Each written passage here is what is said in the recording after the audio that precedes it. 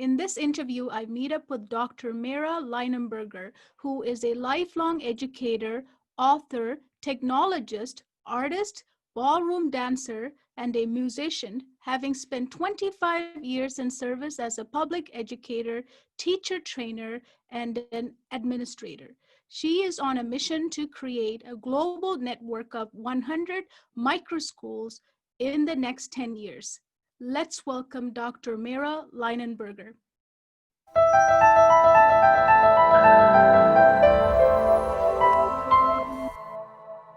Thank you so much, Dr. Mara, for meeting me today in the summit. You're I welcome. wanted to start off by asking you, many parents are thinking of homeschooling their kids for this coming fall. And, the decision that they're making that is, they've experienced some schooling at home during the lockdown. I just wanted to ask you, what is the difference between the schooling they experienced during the lockdown and the homeschooling, the real one? Well, obviously, the first big thing that's different is if you're going to choose to homeschool your child, you're going to be responsible for all of the learning. So there's not going to be a teacher mapping out learning activities. There's not going to be someone setting up Zoom calls to talk with your kid. There's not going to be someone sending home packets. There's been a ton of different responses to the closures and what teachers have done to continue to support their learners. So what we've been doing during lockdown has been schooling at home. I mean, calling it homeschooling is not incorrect, but the homeschooling movement looks very different, generally looks very different than what parents were being expected to do during lockdown. So it would be, if you want to be homeschooling your child this year, you're going to want to be looking for groups that have people in the group with expertise. There are many, many, many people who have published about how to homeschool. There are online services that provide supports. But honestly, my favorite and the work that I do focuses on kids being self-directed. So, it might look for your family like finding out what your kid is really interested in and then curating resources and materials for your child in that passion area. Mm-hmm. That makes sense. Why are so many students unmotivated to learn? Well, I think it's exactly what I just said to you. It's because in our traditional school systems, there is not a lot of opportunity for kids to pursue the things that they're interested in, to pursue their passions. It does happen. I'm not saying that school is all bad. It certainly is not. There are many, many examples of fine schools out there where kids are thriving, but many others where standards, curriculum, traditional assessments are the things that are actually running what happens every day versus the child being the focus of school. And I think in those cases, kids know it. They may not cognitively think school is not about me, although there's a few kids out there who have figured that out. But I think intuitively, subconsciously, many, many kids know that school isn't really about them. It's about preparing them to be working in an industrial model kind of job. It's asking them to memorize things that they may or may not be interested in. It's asking them to do a whole lot of things all day long that they're not particularly interested in. And I think that creates a whole range of emotions in kids. And it's why we see a lot of the behaviors that we're seeing. Mm. And that's what you were saying earlier, the homeschool kind of fosters that, right? The individuality of the child, like, if they're unique learners. I mean, it doesn't automatically. It takes a parent who is willing and able and fearless enough to try that out because it's not simple. But there are a lot of supports out there to help that happen. Yeah. I mean, if a parent simply sets up a school-like atmosphere at home and maps out a school day that looks similar to what happened in the traditional school at home and tries to work their child through it, it's very possible that their child's going to rebel at home just as much as they did at school, because sitting, for an hour learning one topic and filling in worksheets or taking tests isn't something that kids wanted to do at school all that much. They're not going to be any happier doing it at home. There's a great movie that parents can watch out there. It's called um, oh my goodness, it just totally slipped my mind. It will come back, but it focuses on the story of one mother who chooses to take her children out of school, and she kind of sets up school at home for her kids. And um, I wish I could think of the name of it. I can't believe it's slipping. But if I can't remember it before the end of our interview, I will absolutely get it to you, and you can and share it with your listeners. But the mom basically starts out recreating school at home, and her daughters, they don't say it this way, but they kind of look at their mom and say, like, no, like, this is just like school. We don't want to do this. So they go through a journey of trying out some homeschooling groups in their community. One in particular that's doing a set of activity that's called Classical Conversations. And then they wind up doing a more self-directed, unschooled sort of version of school. And then finally, actually, the oldest daughter chooses to go back to a traditional high school, but with eyes very wide open about what she wants, what she needs. And it's an interesting story. It gives parents a really good idea of what homeschooling isn't, can be, what might work. So highly recommend watching that. Okay, thank you. You're an ex-teacher, so the excitement in students to learn these days are different than what it used to be, right? So why do you think that shifted? Like, what's going on now that we all didn't fight, like sometimes our students are fighting now against learning, right? In a way. Well, I think there's a little bit of a misnomer there. I think all generations think that the younger generations are so different than the ones that, than their generation was. But if we really are honest, if you and I are honest, we were rebels in our own way, I think. School for me, I'm in my 50s, so school, 40 years ago, was actually really different than it is now. There was more time. The curriculum wasn't as big of a driver. Here in the US, there has been legislation that has really changed what happens in school and how school is regulated.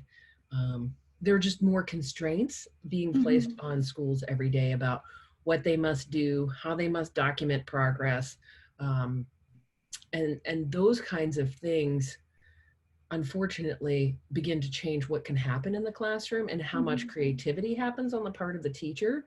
I think when I was a kid, my teachers had the freedom to be much more creative. And frankly, the things that I actually remember about school when I was really young were all of the creative pieces. That was what was important to me. Those pieces were still there. I think some of those have disappeared. Yeah. But I also think kids are much more aware because they have access to the internet. So they're much more aware of opportunity. They're also much more aware that there are other kinds of things going on in the world that are different from the experiences they're having. And so again, I think kids are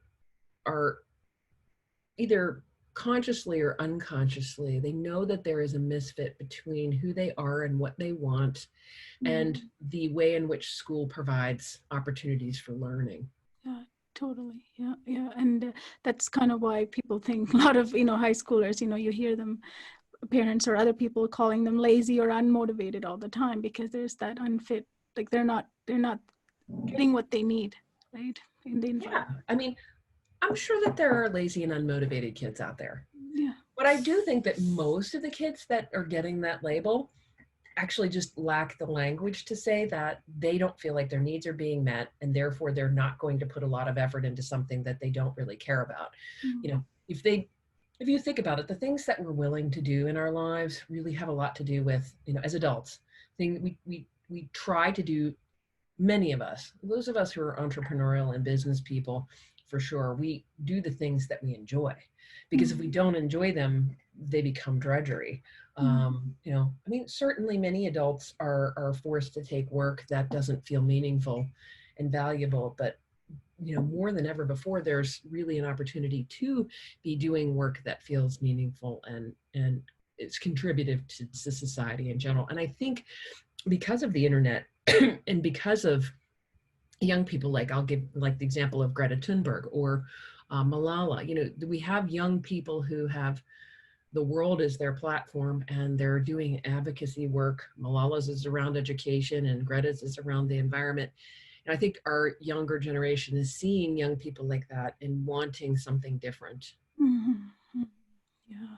And, is it true that if you're in an environment that's not really fostering you, you'll kind of learn helplessness, right? And you kind of become a bit in tune to being lazy or not wanting to try anymore because it's like it's not fitting what I want or what I need in the Well, school. I think that those kind of behaviors come out of the assessments. And so if we think about ourselves as adults, can you imagine going to work every day Mm, and having your employer test you and hand you back a piece of paper with a grade on it? mm, And can you imagine not beginning to actually measure yourself against that letter or that number? mm, It's a very insidious kind of thing. And I'm not saying we shouldn't be assessing children. We need to be figuring out what they know and what they don't know and helping them to fill in gaps and to learn. But um, grades can be a very corrosive thing for kids when they aren't doing well. So if a child doesn't learn in the predominant method that's used for instruction in the classroom,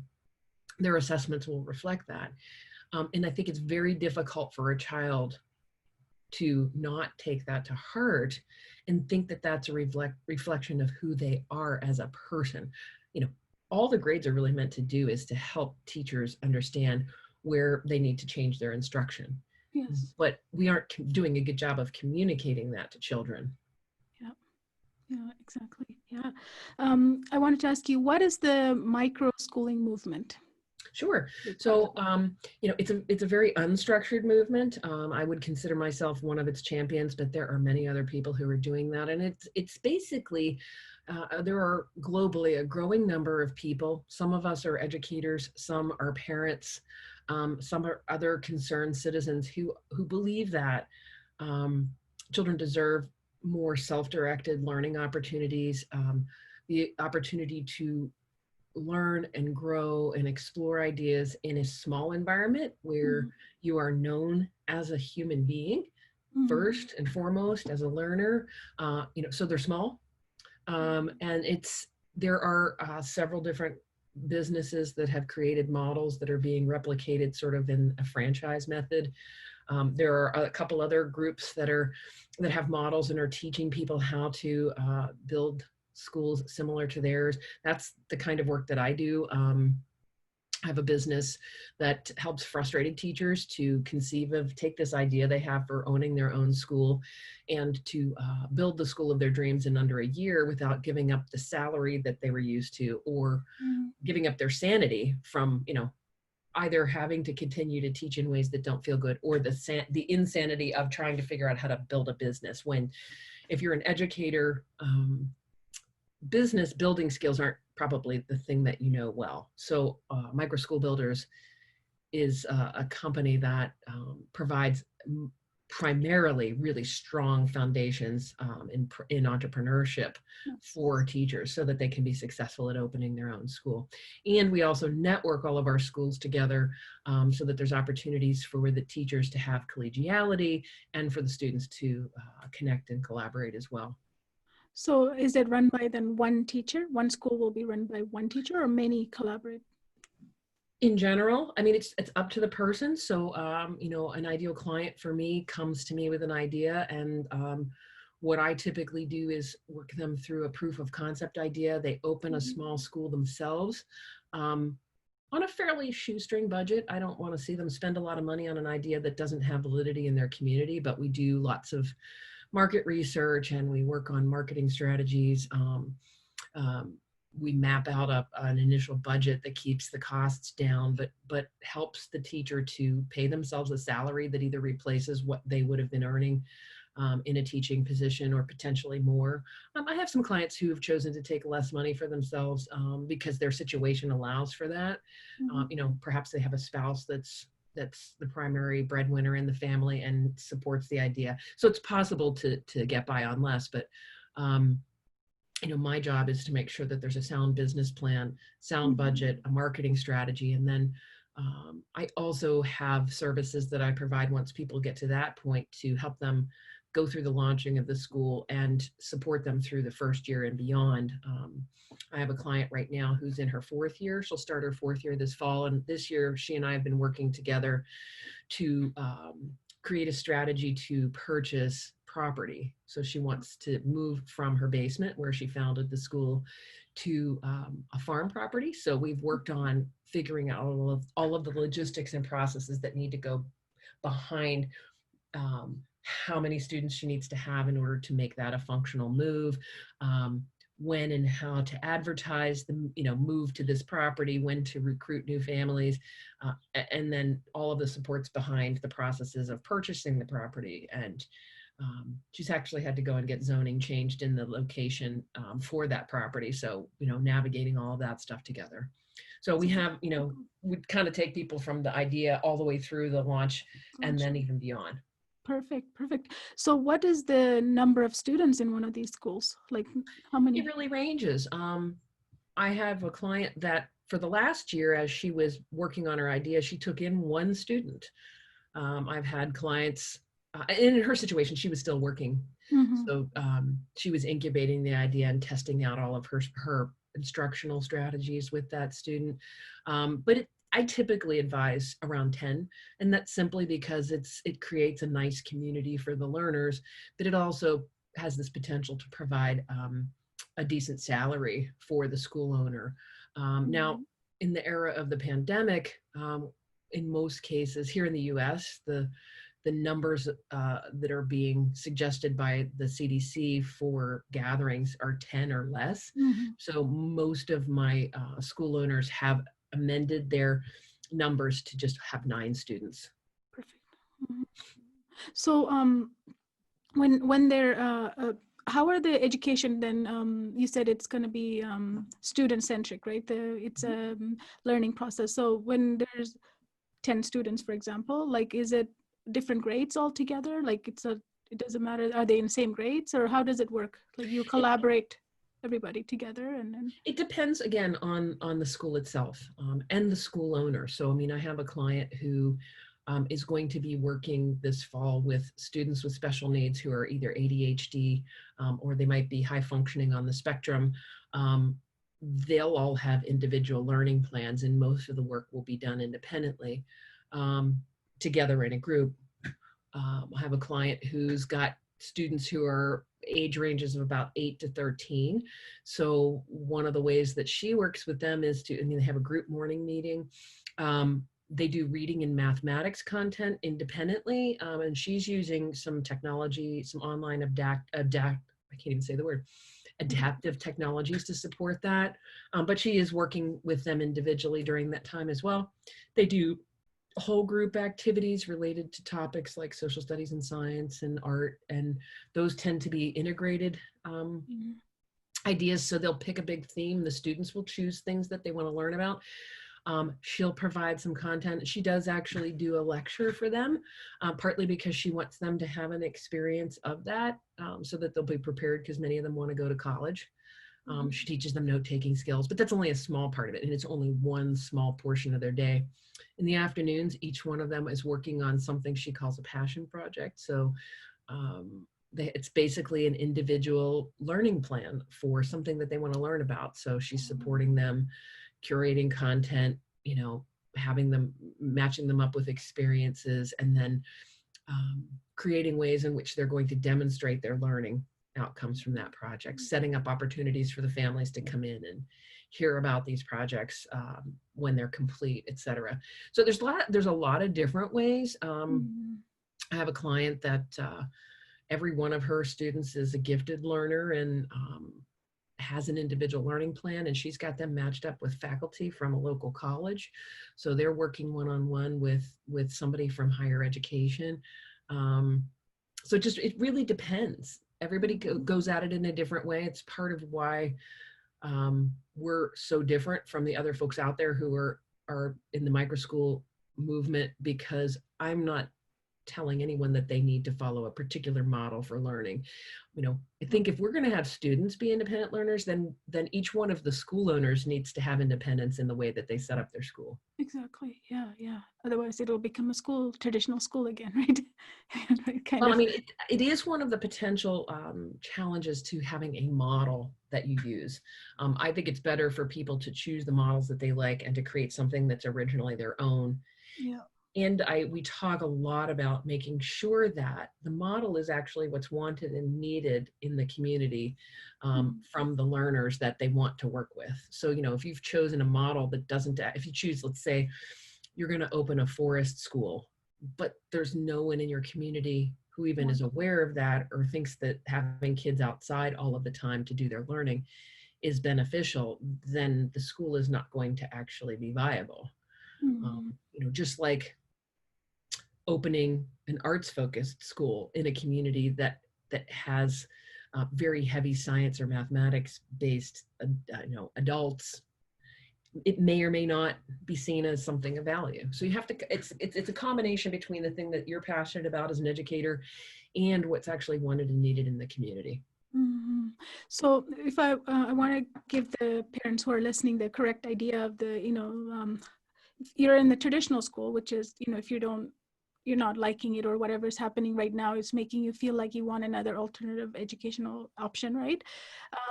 There's micro school. So private schools, it's almost like a private school, but it's not as big, right? And what else is the other differences? Like what is the benefit for a parent to send? Yeah, so it can be some of our micro schools actually are approved private schools, and some of them are not.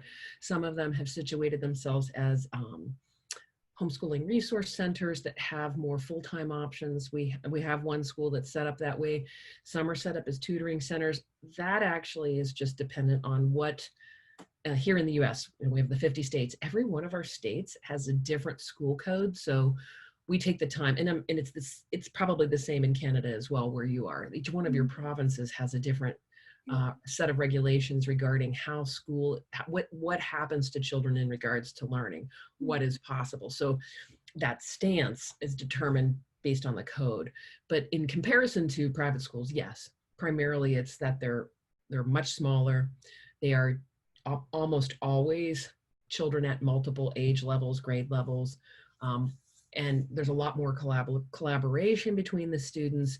There's a lot less structure. Even most of our private schools nowadays have become more similar to public schools than they are to what micro schools are. So these are really, some micro schools, not any of the ones in our network, but some micro schools actually don't require students to do anything that they don't want to do. Okay. Democratic and free schools have a very, very open idea about allowing students to direct their own lives and to not force anything on students. I wouldn't say that our micro schools force anything, but there is a lot of freedom for students to do the things that they want to do. To build independent learning skills is really the goal. Yeah, yeah. So a parent who would send their kids to micro schools would be someone who doesn't like traditional or the private, or it's, sometimes privates are very expensive as well, right? And then they don't want to homeschool or unschool, like they don't have that time, then they will use micro school kind of. Yeah, I mean, really, the ideal client for a micro school is a parent who knows that their child isn't happy or wants their child to have a different experience than the public school. Probably wants their child to have more attention paid to them and more attention paid to their specific strengths, weaknesses, and interests. Micro schools can be less expensive than private schools, but they aren't always. Okay. Because actually the value that's being provided to parents is even greater. If you think about it, our world is really changing rapidly, and what is needed are people who know how to read, how to think critically, how to ask questions, how to investigate an idea or a topic, or look for solutions to problems in unique and different ways. And those are not the skills that are being taught in our public schools generally. And not as much even in our private schools. Our private schools have, at least here in the US, have tended, and again, this is a generalization, there are many fine examples out there. Parents have to be savvy and they have to ask lots of questions. And most importantly, the goal should really be to find a place where their child feels happy, safe, secure, Mhm. connected, valued. Um, One of the things that I think is missing in education is making sure that our kids are having fun. Yeah. Our kids come home at the end of the day and don't want to talk about school because it wasn't fun. Basically, what they want to do is forget the day. Um, Yeah. Kids in micro schools, will talk and talk and talk and talk and talk about what they did during the day because they have been engaged in things that were interesting to Nice. them. Mm. And I think that that's the person who wants a micro school, yes, wants the feel of a homeschool, um, without having to do that for themselves. That's really the it sits sort of between there. The person who knows that their kid would really thrive in a homeschool situation, and wants someone else to do it for them, and also the parent who knows that their kid in particular is really gregarious and outgoing, and not that micro schools are only for extroverted kids. It's not what I'm saying, but an extroverted kid They need might have difficulty being homeschooled simply because they want to out and about. interact with other kids. Yeah, yeah. If they want to go back to university or something, right, later, if they choose to do post-secondary, is it, if they are, do you guys start from kindergarten to high school, like micro school? Do they go through? Again, it really depends. The way that I'm approaching it, is to have the school owner open the micro school in the sweet spot of their particular skill set. Oh, okay. So they don't always, some people will start with the sort of early elementary primary grades. Some people, I have a client right now who's like, my kids that I like to work with are middle schoolers and high schoolers who have fallen through the cracks, who are not reading at grade level, not Mhm. learning at grade level, and who in a public school setting will have an IEP, an individual educational plan, and who will honestly just have things dumbed down for them. In a lot of cases, her ideal student does not lack intelligence. There is just some wiring difference or some disconnect in their ability to learn in the ways that school Mhm. has them trying to learn. And she loves to spend time trying to figure out what is it that makes these kids tick and how can she actually reach them. So um, you know, in many cases, a school will open with a particular age range or a grade level range, but Mhm. then as it grows, it will add on grade levels, or it will, if it started with older kids, it'll back those down as people in the community begin to ask for access to that. Um, it's And then really a it is. smart way to open a business because you're focusing on where you have the clients and the need, and then Mhm. you're expanding and you're growing with your community instead of just trying to open and say, we serve everybody from K to 12. Mhm. Yeah, that That's makes trying sense. to be something for everybody. And that's really what our public schools are designed to do. And we're not trying to replicate that. No. So can they go from micro school, let's say there was a high school student, to directly into university? Is it all the credits are made? Like, are they making all the requirements? Yeah. So what I can give you an example of one of my clients. She created an alternative transcript for her students. She had both of her students that were seniors this year got accepted into the colleges that they wanted with this alternative transcript. I think we're at a time now, if you think even too with the pandemic, um, our students have not been able to take the SAT or the ACT this year. So they will be, doing college applications. Our seniors in high school this year will be doing college applications without those assessments. Mhm. Colleges are going to have to shift how they assess a student's readiness for their college's programming. Mhm. Um, Increasingly, though, some of our more forward-thinking colleges are actually making those typical assessments less necessary. And Mhm. almost all colleges have begun to look at ways to evaluate homeschooled students. And in fact, I've heard and I've read that homeschool students often do as well, if not better, than traditionally educated students Mhm. because they've had the freedom to think for themselves, to become independent learners. That's what we expect of students when they get to college, right? Yeah, You're absolutely. on your own to get yourself to class on time, Yeah. and there's nobody there holding your hand to make sure you do your homework, No. or you get to bed at time, at night. So our homeschooled students, having had much more freedom and independence, mainly the only things that they need help with are learning how to take a test, or making sure that they can write a paper well, so that if that's the assignment they're given, they know how to approach those kind of things. But those are fairly simple tasks, and most of our Mhm. micro schools, build those things in for transition. In fact, a lot of them are actually, like I said, the one in California is having students interact with college level faculty. So the kids are going to Yes. get that experience built in. Yeah. It's my suspicion that the college is making that connection to the micro school so that it can take a look at the students that are coming up Mhm. and start to select out the ones that they want to invite to come to the university. So I think we're going to start to see more of those kinds of collaborations as the movement continues to grow over Yeah. the next few years. Yeah, I think it's changing as well because we used to be all like restricted. These requirements were so strict, right? You have to go through this high school. You have to have this. Even with homeschooling, I've been learning that you can keep a clear record and go for an interview and all these things, right? Ways to get into college in other ways, other means, Yeah. right? Yeah, I mean, and I know, I'm pretty sure in Canada, most of Yep. your provinces require, as long as you're documenting the learning as you go along, you can have a stamp of approval put on you have completed, a high Mm-hmm. school education equivalent. Here in the U.S., we have people who will actually look through a homeschooler's portfolio and do the same thing. They will certify that the student has completed the general learning that's expected, of a high school student, Mm-hmm. and that suffices. So micro schools have the capacity to do that as well, and some of them are doing it. Some of them are going ahead and getting themselves accredited as approved private schools and Okay. just remaining small. Okay. And I think of the schools that I'm working with, that's a goal for many of them. But right now they're in that startup phase of testing out the idea, of finding founding families, of getting themselves into a solid location with a solid, educational process and recruitment process. So that will be something that happens down the line. Mhm. Very good. So, if parents are interested in what you've been saying right now in the interview, how can they find a micro school? Where can they find it?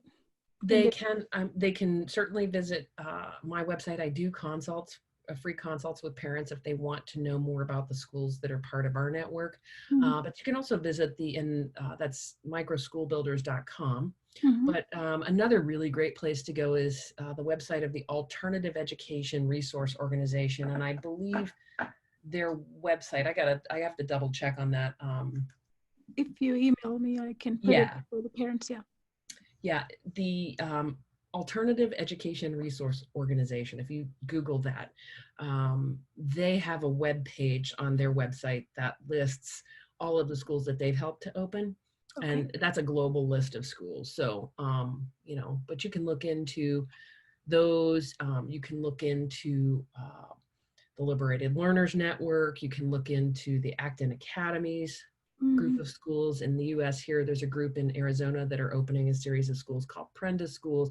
So really it's, you want to you can do a Google search for schools near me, Okay. or alternative schools near me, or micro schools near me, and see what comes up.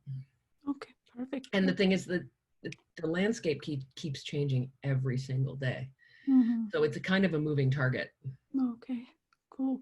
Um, are the prices all same, or is it dependent on the specific area and the owner because it's owner run, right? It's the latter. So, I know that Acton Academies, they try to keep their tuition around $10,000 across the board for all of their schools. And they've predicated their model on that. I don't know that all of them can hold to that based on where they are and what the cost, the overhead is for running the school. Mhm. I know Prenda's, theirs is lower, but they're part of a charter license from the state of Arizona so that they, the child's tuition is subsidized. Um, I mean, I've had a client whose tuition was $25,000 a year, but the typical private school tuition in her area was 30,000 and up.